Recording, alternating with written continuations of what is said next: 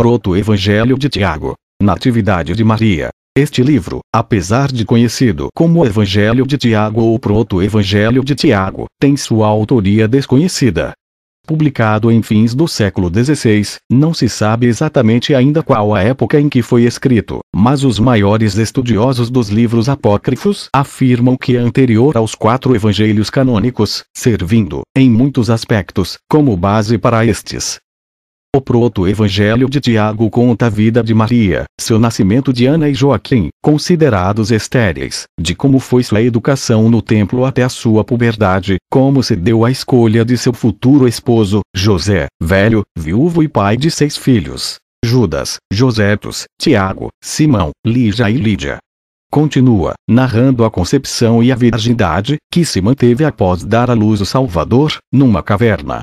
Fala da estrela misteriosa e radiante, que guiou os magos até a caverna, e da nuvem de luz que pairou sobre o local, na hora em que o Senhor Jesus nascia. Narra, também, a participação da parteira, que testemunhou a virgindade de Maria, após o nascimento do Senhor, e cita o testemunho de uma parteira que constatou a virgindade de Maria após dar à luz. Capítulo 1. O segundo narram as memórias das 12 tribos de Israel. Havia um homem muito rico, de nome Joaquim, que fazia suas oferendas em quantidade dobrada, dizendo: o que sobra ofereço para todo o povoado, e o devido na expiação de meus pecados será para o Senhor a fim de ganhar-lhe as boas graças. 2. Chegou a grande festa do Senhor, na qual os filhos de Israel devem oferecer seus donativos, e Rubem se pôs à frente de Joaquim dizendo-lhe: não te é lícito oferecer tuas dádivas, enquanto não tiveres gerado um rebento em Israel. 3. Joaquim mortificou-se tanto que se dirigiu aos arquivos de Israel com intenção de consultar o censo genealógico e verificar se, porventura, teria sido ele o único que não havia tido posteridade em seu povoado. E, examinando os pergaminhos, constatou que todos os justos haviam gerado descendentes. Lembrou-se, por exemplo, de como ao patriarca Abraão lhe deu o Senhor, em seus derradeiros anos de vida, a Isaque por filho. 4. Joaquim ficou muito atormentado, e não procurou sua mulher e se retirou para o deserto. Ali armou sua tenda e jejuou por 40 dias e 40 noites, dizendo a si mesmo: não sairei daqui, para minha casa, nem sequer para comer ou beber, até que não me visite o Senhor meu Deus. Que minhas preces me sirvam de comida e de bebida. Capítulo 2. E Ana, sua mulher, se lamentava e gemia dolorosamente dizendo: chorarei minha viuvez e minha esterilidade. 2. Mas chegou a grande festa do Senhor e lhe disse Judite, sua criada: até quando vais humilhar tua alma? Já é chegada a festa maior, e não te é lícito entristecer-te. Toma este lenço de cabeça que me foi dado pela dona da tecelagem, já que não posso cingir-me com ele por ser eu de condição servil e levar ele o selo real. 13. Disse Ana: afasta-te de mim, pois que não fiz tal coisa e, além do mais, o Senhor já me humilhou em demasia para que eu o use, a não ser que algum malfeitor tu haja dado, e tenhas vindo para fazer-me a mim também cúmplice do pecado. Replicou Judite: que motivo tenho eu para maldizer-te, se o Senhor já te amaldiçoou não te dando fruto em Israel? 4. E Ana, ainda que profundamente triste, despiu suas vestes de luto, cingiu-se com toucado, vestiu suas roupas de bodas e desceu, na hora 9, ao jardim para passear. Ali viu um loureiro, assentou-se à sua sombra e orou ao Senhor, dizendo: ó Deus de nossos pais, ouve-me e bendize-me da maneira que bendisseste o ventre de Sara, dando-lhe como filho Isaque. Capítulo 3. E, tendo elevado seus olhos aos céus, viu um ninho de passarinhos no loureiro e novamente lamentou-se dizendo: ai de mim! Porque nasci em que hora fui concebida? Vim ao mundo para ser como terra maldita entre os filhos de Israel. Estes me cumularam de injúrias e me escorraçaram do templo de Deus. 2. Ai de mim! A quem me assemelho eu? Não às aves do céu, pois que elas são fecundas em tua presença, Senhor. Ai de mim! A quem me pareço eu? Não às bestas da terra, pois que até estes animais irracionais são prolíficos ante teus olhos, Senhor. 3. Ai de mim! A quem me posso comparar? Nem sequer a estas águas, porque até elas são férteis diante de ti, Senhor. Ai de mim, a quem me igualo eu? nem sequer a esta terra, porque ela também é fecunda, dando seus frutos na ocasião própria, e te bendiz a ti, Senhor. Capítulo 4. E eis que se lhe apresentou um anjo de Deus, dizendo-lhe: Ana, Ana, o Senhor escutou teus rogos. Conceberás e darás à luz, e de tua prole se falará em todo o mundo. Ana respondeu: Viva o Senhor meu Deus, que, se chegar a ter algum fruto de bênção, seja menino ou menina, leva-lo-ei como oferenda ao Senhor, e estará a seu serviço todos os dias de sua vida.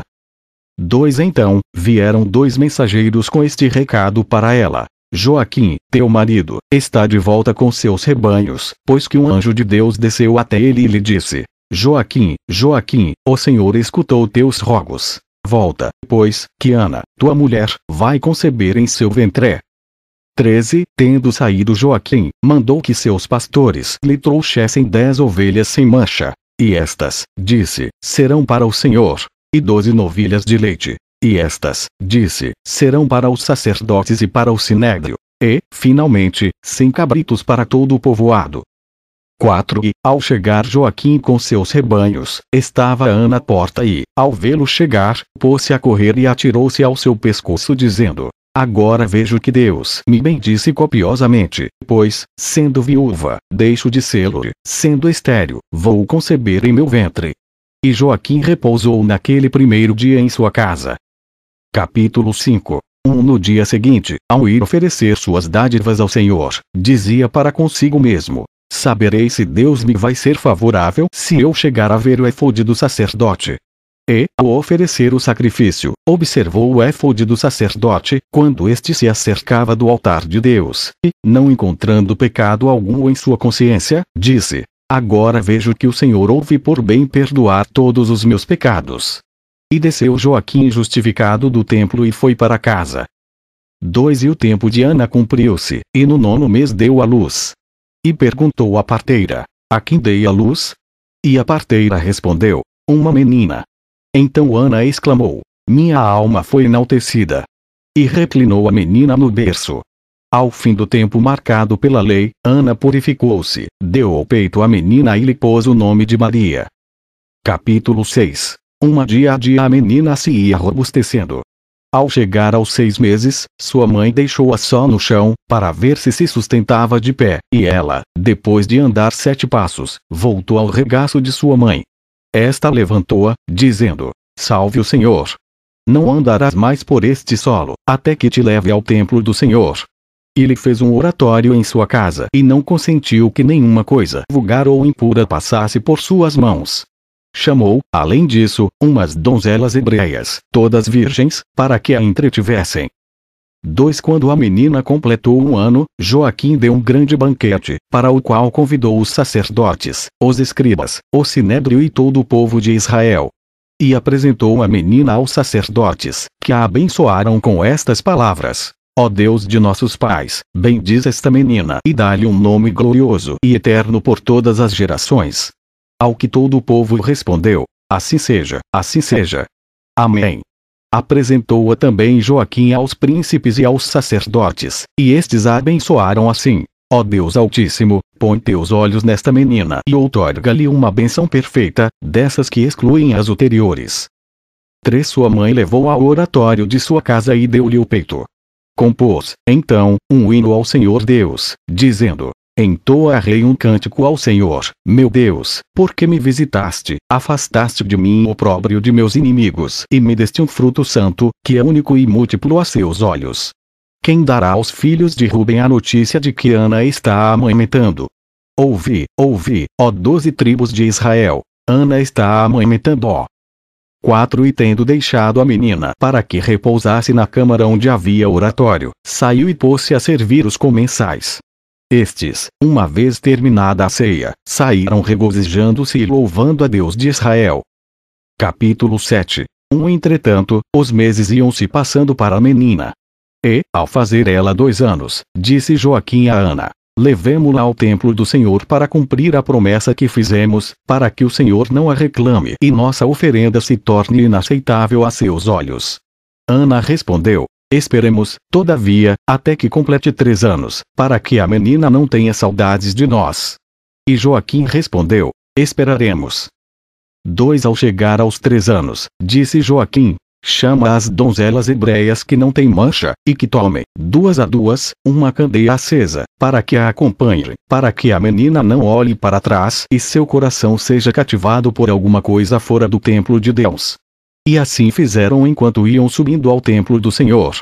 E lá recebeu ao sacerdote, o qual, depois de tê-la beijado, abençoou-a e exclamou: o Senhor engrandeceu teu nome diante de todas as gerações, pois que no final dos tempos manifestará em ti sua redenção aos filhos de Israel. 3 Então fê-la sentar-se no terceiro degrau do altar.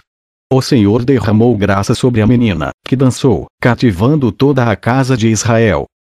Capítulo 8. Saíram, então, seus pais, cheios de admiração, louvando ao Senhor Deus, porque a menina não havia olhado para trás. E Maria permaneceu no templo como uma pombinha, recebendo alimento pelas mãos de um anjo. 2 Mas, ao completar 12 anos, os sacerdotes reuniram-se para deliberar, dizendo: eis que Maria cumpriu 12 anos no templo do Senhor. Que faremos para que ela não chegue a manchar ao santuário? E disseram ao sumo sacerdote: tu que tens o altar a teu cargo, entra e ora por ela, e o que o Senhor te disser, isso será o que haveremos de fazer. 13 O sumo sacerdote, cingindo-se com o manto das 12 senetas, entrou no Santo dos Santos e orou por ela. Mas eis que um anjo do Senhor apareceu, dizendo-lhe: Zacarias, Zacarias, sai e reúne a todos os viúvos do povoado. Que cada um venha com um bastão, e o daquele em que o Senhor fizer um sinal singular, deste será ela esposa. Saíram os arautos por toda a região da Judeia e, ao soar a trombeta do Senhor, todos acudiram. Capítulo 9. José, deixando de lado sua acha, uniu-se a eles e, uma vez que se juntaram todos, tomaram cada qual seu bastão e puseram-se a caminho à procura do sumo sacerdote. Este tomou todos os bastões, entrou no templo e se pôs a orar. Terminadas as suas preces, tomou de novo bastões e os entregou, mas em nenhum deles apareceu sinal algum. Porém, ao pegar José o último, eis que uma pomba saiu dele e se pôs a voar sobre sua cabeça. Então o sacerdote disse: a ti coube a sorte de receber sob tua custódia a Virgem do Senhor. 2 José replicou: tenho filhos e sou velho, enquanto que ela é uma menina. Não gostaria de ser objeto de zombarias por parte dos filhos do Israel. Então tornou o sacerdote: teme ao Senhor teu Deus e tem presente o que fez ele com Datã, Abiram e Coré, de como abriu-se a terra e foram sepultados por sua rebelião. E teme agora tu também, José, para que não aconteça o mesmo à tua casa. 13 Ele, cheio de temor, recebeu-a sob sua proteção. Depois, disse-lhe: tomei-te do templo, deixo-te agora em minha casa e vou continuar minhas construções. Logo voltarei. O Senhor te guardará. Capítulo 10. Os sacerdotes, então, reuniram-se e concordaram em fazer um véu para o templo do Senhor. E o sacerdote disse: chama algumas donzelas sem mancha da tribo de Davi. Os ministros se foram, e, depois de terem procurado, encontraram 7 virgens. Então o sacerdote lembrou-se de Maria, aquela jovenzinha que, sendo de estirpe davídica, se conservava imaculada aos olhos de Deus, e os emissários a foram buscar. 2 Depois de as terem introduzido no templo, disse o sacerdote: vejamos qual há de bordar o ouro, o amianto, o linho, a seda, o zircão, o escarlate e a verdadeira púrpura. E o escarlate e a verdadeira púrpura couberam a Maria que, tomando-as, se foi para casa. Naquela época, Zacarias ficou mudo, sendo substituído por Samuel até quando pôde falar novamente. Maria tomou em suas mãos o escarlate e se pôs a tecê-lo. Capítulo 11. Certo dia pegou Maria um cântaro e foi enchê-lo de água. Mas eis que ouviu uma voz que lhe dizia: Deus te salve, cheia de graça, o Senhor está contigo, bendita és entre as mulheres. E ela olhou à sua volta, à direita, à esquerda, para ver de onde vinha aquela voz. E, tremendo, voltou para casa, deixou a ânfora, pegou a púrpura, sentou-se no divã e se pôs a tecê-la. 2 Mas logo um anjo do Senhor apresentou-se diante dela dizendo: Não temas, Maria, pois alcançaste graça ante o Senhor Onipotente e vais conceber por sua palavra. Mas ela, ao ouvi-lo, ficou perplexa e disse consigo mesma: deverei eu conceber por virtude de Deus vivo e haverei de dar à luz como as demais mulheres? 3. Ao que lhe respondeu o anjo: não será assim, Maria, pois que a virtude do Senhor te cobrirá com sua sombra. Depois, o fruto santo que deverá nascer de ti será chamado Filho do Altíssimo. Chamar-lhe-ás Jesus, pois ele salvará seu povo de suas iniquidades. Então, disse Maria: eis aqui a escrava do Senhor em sua presença, que isto aconteça a mim conforme sua palavra. Capítulo 12.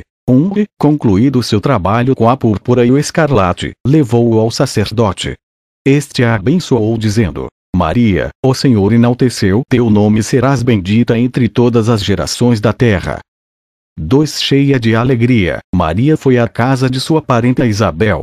Chamou-a da porta e ao ouvi-la Isabel largou o escarlate, correu para a porta, abriu-a e, ao ver Maria, louvou-a dizendo: que fiz eu para que a mãe do meu Senhor venha à minha casa? Pois saiba que o fruto que carrego em meu ventre se pôs a pular dentro de mim, como que para bendizer-te. Mas Maria se havia esquecido dos mistérios que o anjo Gabriel comunicara, e elevou os olhos aos céus e disse: quem sou eu, Senhor, para que todas as gerações me bendigam? 13. Passou 3 meses em casa de Isabel. E dia a dia seu ventre aumentava e, cheia de temor, pôs-se a caminho de casa e escondia-se dos filhos de Israel.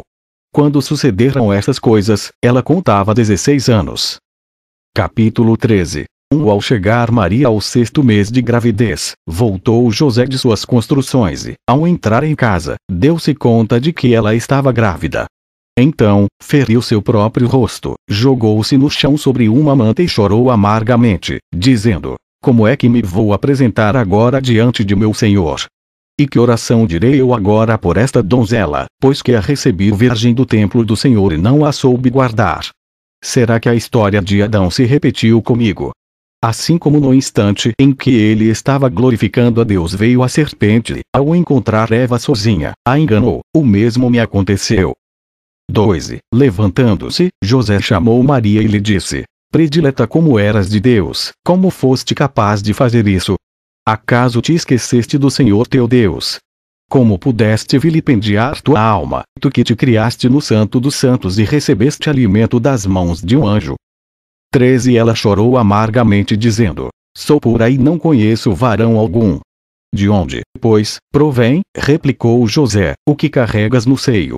Ao que Maria respondeu: pelo Senhor, meu Deus, eu juro que não sei como aconteceu. Capítulo 14. José, então, encheu-se de temor e retirou-se da presença de Maria e pôs-se a pensar sobre o que faria com ela. Dizia consigo próprio: se escondo seu erro, contrario a lei do Senhor. Se a denuncio ao povo de Israel, temo que o que aconteceu a ela se deva a uma intervenção dos anjos, e venha eu a entregar à morte uma inocente. Como deverei proceder, pois? Manda-la ir embora às escondidas. E nisto caiu a noite. 2. Mas eis que um anjo do Senhor lhe apareceu em sonhos dizendo-lhe: não temas por esta donzela, pois o que ela carrega em suas entranhas é o fruto do Espírito Santo. Dará à luz um filho e lhe porás o nome de Jesus, pois que ele há de salvar seu povo dos seus pecados. E, ao despertar, José levantou-se e glorificou a Deus de Israel por haver-lhe concedido tal graça, e continuou guardando Maria. Capítulo 15. Mas, por essa ocasião, veio à casa de José Anás, o escriba, que lhe disse: por que não compareceste à nossa reunião? Respondeu-lhe José: estava cansado da caminhada e decidi repousar este primeiro dia. Mas, ao voltar-se, Anás deu-se conta da gravidez de Maria. 2. Então, correu ao sacerdote dizendo-lhe: este José, por quem respondes, cometeu uma falta grave. Que queres dizer com isso? Perguntou o sacerdote. Ao que respondeu Anás: pois violou aquela virgem que recebeu do templo de Deus, com fraude de seu casamento e sem manifestá-lo ao povo de Israel. Disse o sacerdote: e está certo de que foi José que fez tal coisa? Replicou Anás: envia uma comissão e te certificarás de que a donzela está realmente grávida. Saíram os emissários e a encontraram tal qual havia dito Anás, e por isso a levaram juntamente com José ante o tribunal. 13. O sacerdote iniciou dizendo: Maria, como fizeste tal coisa? Que te levou a vilipendiar tua alma e esquecer-te do Senhor teu Deus? Tu que te criaste no Santo dos Santos, que recebias alimento das mãos de um anjo, que escutaste os hinos e que dançavas na presença de Deus. Como fizeste isso?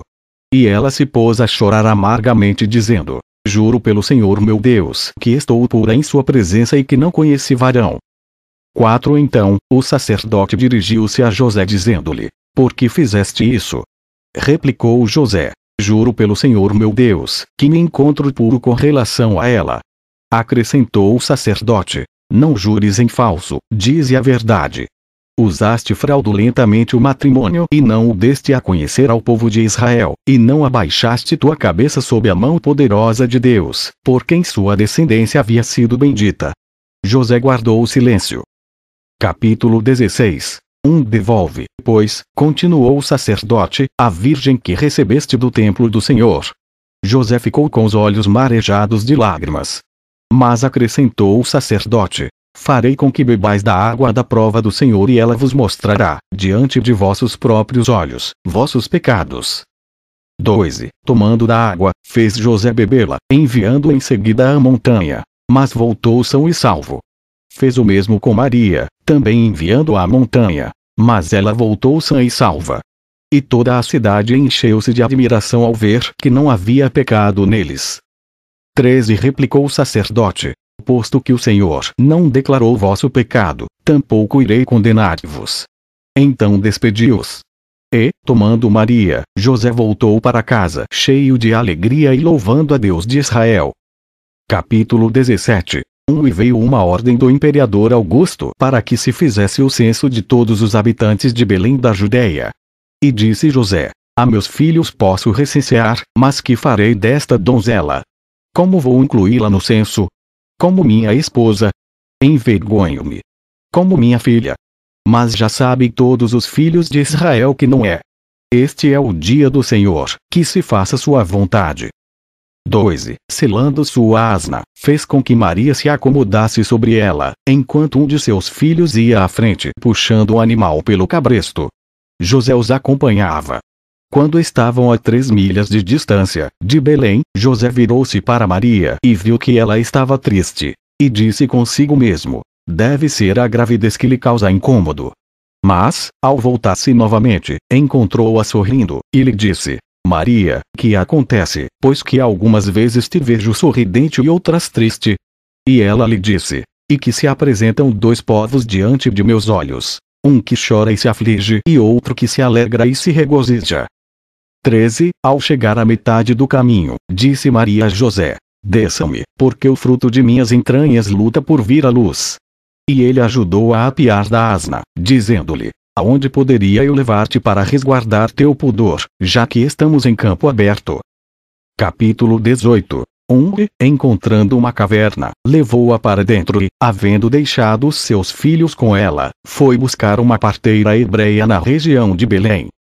2 E eu, José, encontrei-me andando, mas não podia avançar. Ao levantar meus olhos para o espaço, pareceu-me ver como se o ar estivesse estremecido de assombro. E quando fixei a vista no firmamento, o encontrei estático e os pássaros do céu imóveis. Ao dirigir meu olhar à terra, vi um recipiente no solo e uns trabalhadores sentados em atitude de comer, com suas mãos na vasilha. Mas os que pareciam comer, na realidade não mastigavam. E os que estavam em atitude de pegar a comida, tampouco a tiravam do prato. E, finalmente, os que pareciam levar os manjares à boca, não o faziam. Ao contrário, tinham seus rostos voltados para cima. Também havia umas ovelhas que estavam sendo tangidas, mas não davam um passo. Ao contrário, estavam paradas, e o pastor levantou sua destra para bater-lhes com o cajado, mas parou sua mão no ar. E, ao dirigir meu olhar à corrente do rio, vi como uns cabritinhos punham nela seus focinhos, mas não bebiam. Em uma palavra, todas as coisas estavam afastadas, por uns instantes, de seu curso normal. Capítulo 19. E então uma mulher que descia da montanha me disse: Aonde vais? Ao que respondi: Ando procurando uma parteira hebreia. Ela replicou: Mas és de Israel? E respondi: Sim. E quem é? Acrescentou, a que está dando à luz na caverna. E minha esposa, lhe disse eu. Ao que ela replicou, então, não é tua mulher? E eu lhe respondi, e Maria, a que se criou no templo do Senhor, e ainda que me tivesse sido dada por mulher, não o é, pois que concebeu por virtude do Espírito Santo. E interrogou-lhe, a parteira, isto é verdade? José respondeu, vem e verás. Então a parteira se pôs a caminho junto com ele. 2 Ao chegar à gruta, pararam, e eis que esta estava sombreada por uma nuvem luminosa. E exclamou a parteira, minha alma foi engrandecida, porque meus olhos viram coisas incríveis, pois que nasceu a salvação para Israel. De repente, a nuvem começou a sair da gruta, e dentro brilhou uma luz tão grande que nossos olhos não podiam resistir. Esta, por um momento, começou a diminuir tanto que deu para ver o menino que estava tomando o peito de sua mãe, Maria. A parteira então deu um grito dizendo, grande é para mim o dia de hoje, já que pude ver com meus próprios olhos um novo milagre. 13 Ao sair a parteira da gruta, veio a seu encontro Salomé. Salomé, Salomé, exclamou, tenho de te contar uma maravilha nunca vista, e é que uma virgem deu à luz. Coisa que, como sabes, não permite a natureza humana. Mas Salomé replicou, pelo Senhor, meu Deus, não acreditarei em tal coisa, se não me for dado tocar com os dedos e examinar sua natureza. Capítulo 20. Havendo entrado a parteira, disse a Maria, prepara-te, porque há entre nós uma grande querela em relação a ti. Salomé, pois, introduziu seu dedo em sua natureza, mas, de repente, deu um grito dizendo, ai de mim, minha maldade e minha incredulidade é que tem a culpa. Por tentar ao Deus vivo desprende-se de meu corpo minha mão carbonizada. 2 E dobrou os joelhos diante do Senhor, dizendo, ó Deus de nossos pais, lembra-te de mim porque sou descendente de Abraão, Isaque e Jacó, não faças de mim um exemplo para os filhos de Israel. Devolve-me curada, porém, aos pobres, pois que tu sabes, Senhor, que em teu nome exerce as minhas curas, recebendo de ti meu salário. 13 Apareceu um anjo do céu, dizendo-lhe, Salomé, Salomé, Deus escutou-te. Aproxima a tua mão do menino, toma-o, e haverá para ti alegria e prazer. 4 E acercou-se Salomé e o tomou, dizendo, adorar-te-ei porque nasceste para ser o grande rei de Israel. Então, de repente, sentiu-se curada e saiu em paz da gruta. Nisso ouviu uma voz que dizia, Salomé, Salomé, não contes as maravilhas que viste até estar o menino em Jerusalém. Capítulo 21. E José dispôs-se a partir para a Judéia. Por essa ocasião sobreveio um grande tumulto em Belém, pois vieram os magos dizendo, aonde está o recém-nascido rei dos judeus, pois vimos sua estrela no oriente e viemos para adorá-lo. 2 Herodes, ao ouvir isto, perturbou-se, enviou seus emissários aos magos e convocou os príncipes e os sacerdotes fazendo-lhes esta pergunta, que está escrito em relação ao Messias? Aonde ele vai nascer? E eles responderam, em Belém da Judéia, segundo rezam as Escrituras. Com isto, despachou-os e interrogou os magos com estas palavras, qual o sinal que vistes em relação ao nascimento desse rei? Responderam-lhe os magos. Vimos um astro muito grande que brilhava entre as demais estrelas e as eclipsava, fazendo-as desaparecer. Nisto soubemos que a Israel havia nascido um rei, e viemos com a intenção de adorá-lo. Então replicou Herodes, ide buscai-o para que também possa eu ir adorá-lo. 3 Naquele instante aquela estrela, que haviam visto no oriente, voltou novamente a guiá-los até que chegaram à caverna e pousou sobre a entrada dela. Vieram, então, os magos a ter com o menino e sua mãe, Maria, e tiraram oferendas de seus cofres, ouro, incenso e mirra. 4 Mas, avisados por um anjo para que não entrassem na Judéia, voltaram às suas terras por outro caminho. Capítulo 22. Ao dar-se conta a Herodes de que havia sido enganado pelos magos, encolerizou-se e enviou seus sicários, dando-lhes a missão de assassinar a todos os meninos de menos de 2 anos. 2 E quando chegou até Maria a notícia da matança das crianças, encheu-se de temor e, envolvendo seu filho em fraldas, colocou-o numa manjedoura. 3 E quando Isabel inteirou-se de que também buscavam a seu filho João, pegou-o e levou-o a uma montanha e pôs-se a ver onde o haveria de esconder. Mas não havia um lugar bom para isso. E, entre soluços, exclamou em voz alta: "Ó montanha de Deus, recebe em teu seio a mãe com seu filho", pois que não podia subir mais alto. 4 E nesse instante abriu a montanha suas entranhas para recebê-los. Acompanhou-os uma grande luz, pois estava com eles um anjo de Deus para guardá-los. Capítulo 23. Mas Herodes prosseguia na busca de João, e enviou seus emissários a Zacarias para que lhe dissessem: "Aonde escondeste teu filho?" Mas ele respondeu desta maneira: "Eu me ocupo do serviço de Deus e me encontro sempre no templo. Não sei onde está meu filho." Os emissários informaram a Herodes tudo o que se passara, e ele encolerizou-se muito, dizendo consigo mesmo: "Deve ser seu filho que vai reinar em Israel." E enviou um outro recado dizendo-lhe: "Diga-nos a verdade sobre onde está teu filho, porque do contrário bem sabes que teu sangue está sob minhas mãos." Mas Zacarias respondeu: "Serei mártir do Senhor. Te atreveres a derramar meu sangue, porque minha alma será recolhida pelo Senhor ao ser cegada uma vida inocente no vestíbulo do santuário." E ao romper da aurora foi assassinado Zacarias, sem que os filhos de Israel se dessem conta desse crime. Capítulo 24. E os sacerdotes se reuniram à hora da saudação, mas Zacarias não saiu a seu encontro, como de costume, para abençoá-los. E se puseram a esperá-lo para o saudar na oração e para glorificar o Altíssimo. Ante sua demora, começaram a ter medo. E, tomando ânimo, um deles entrou e viu ao lado do altar sangue coagulado e ouviu uma voz que dizia: "Zacarias foi morto e não se limpará o seu sangue até que chegue o vingador." E, ao ouvir a voz, encheu-se de temor e saiu para informar os sacerdotes. Estes, tomando coragem, entraram e testemunharam o ocorrido. Então, os frisos do templo rangeram e eles rasgaram suas vestes de alto a baixo. Mas não encontraram seu corpo, somente uma poça de sangue coagulado. E, cheios de temor, saíram para informar a todo o povo que Zacarias havia sido assassinado. E correu a notícia em todas as tribos de Israel, que o choravam e guardaram luto por 3 dias e 3 noites. E, concluído esse tempo, reuniram-se os sacerdotes para deliberar sobre quem iriam pôr em seu lugar.